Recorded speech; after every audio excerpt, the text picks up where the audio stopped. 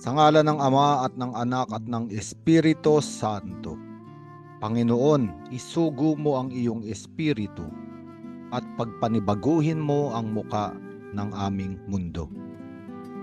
Sa araw na ito ay pinagdiriwang natin ang kapistahan ng mahal na Birhen ng Lourdes, kung saan ang mahal na ina ay nagpakita sa banal na si Bernadette at nagpakilalang pinaglihing walang bahid dungis, Immaculate Conception.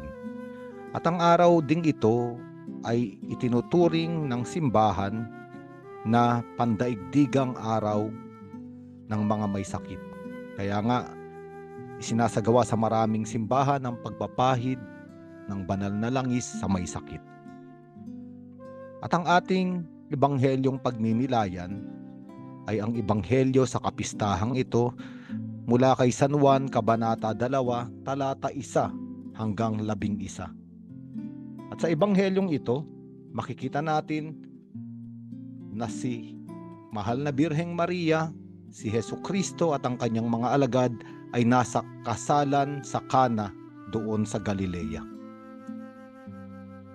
At habang nagdiriwang ng kasal ay kinapos ng handang alak.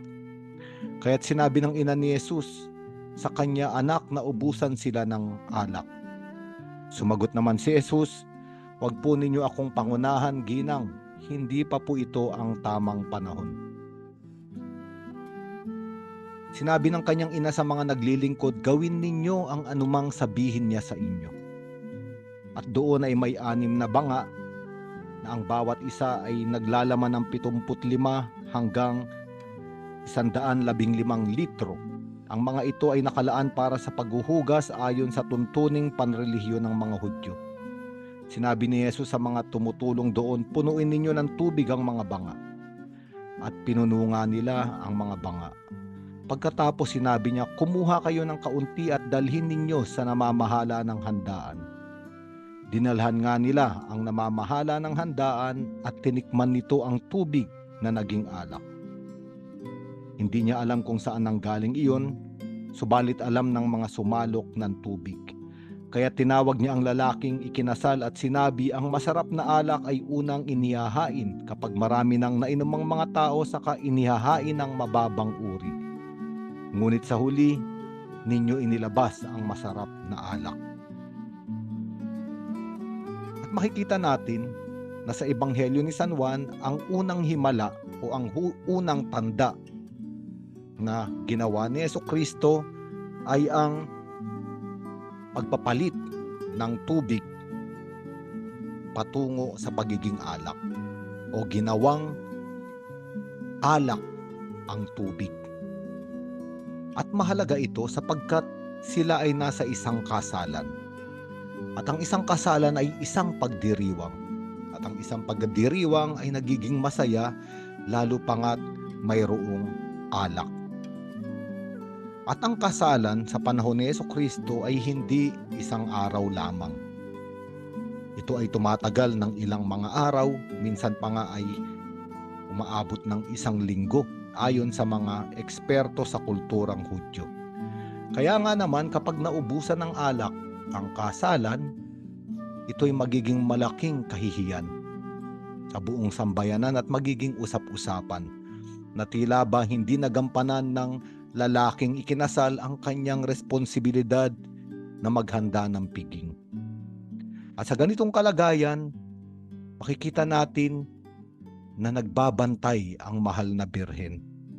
Alam niya ang nangyayari at noong nakita niya ang suliranin na mawawala ang kahulugan ng pagdiriwang, mawawala ng piging at mabibigo ang mga ikinasal, siya ay lumapit sa kanyang anak at namagitan. Wala na silang alak. Ngunit sinabi ni Hesukristo na hindi pa ito ang tamang panahon. Bagamat sinasabi ito ni Hesukristo sapagkat isang araw sa tamang panahon ay ibibigay niya ang alak, ang kopa ng alak na walang iba kundi ang dugo ng bago at walang hanggang tipan, noong siya ay ipinako na sa krus at sinibat ang kanyang tagiliran at doon ay dumaloy ang tubig at dugo. Ngunit sa oras na ito, sinabihan ni Jesucristo ang mga tumutulong doon na punuin ang 6 na malalaking banga o tapayan ng tubig at kumuha roon at isalin doon sa namamahala ng kasalan, at doon naging alak ang tubig.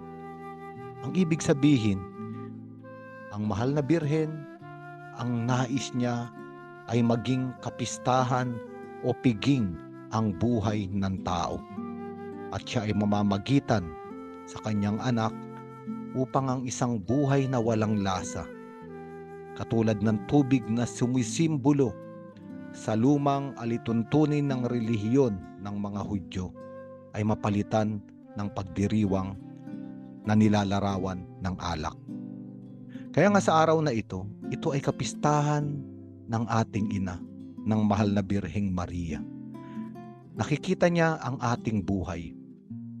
Nalalaman niya na sa gitna ng paglalakbay sa buhay na ito, maaari ay nauubusan na tayo ng alak. Ang ibig sabihin ay nawawala na ng saya at ligaya. Wala ng piging. Tumatabang ang lasa ng buhay katulad ng tubig. Maraming mga tao ay wala ng ligaya sa kanilang kasal. Hindi na sila maligaya o masaya sa kanilang asawa.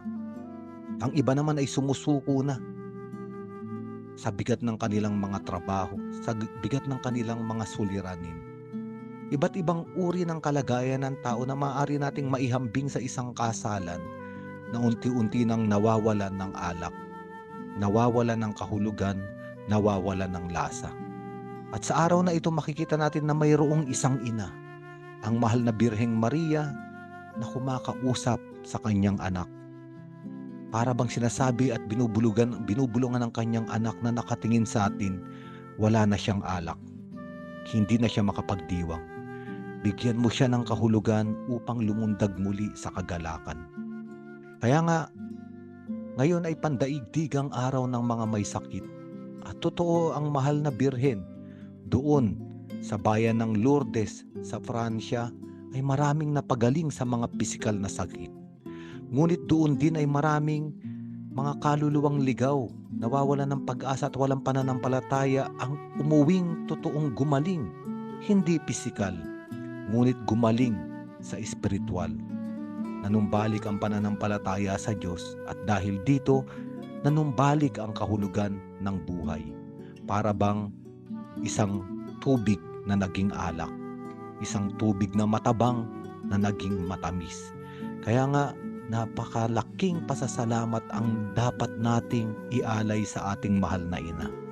Hindi siya humihintong mamagitan sa kanyang anak upang ang ating mga buhay ay maging tulad ng isang maligayang kasalan. Isang buhay na may kahulugan, isang buhay na may kagalakan. Mahal naming ina ng Lourdes, ipanalangin mo kami. Sa ngalan ng Ama at ng Anak at ng Espiritu Santo.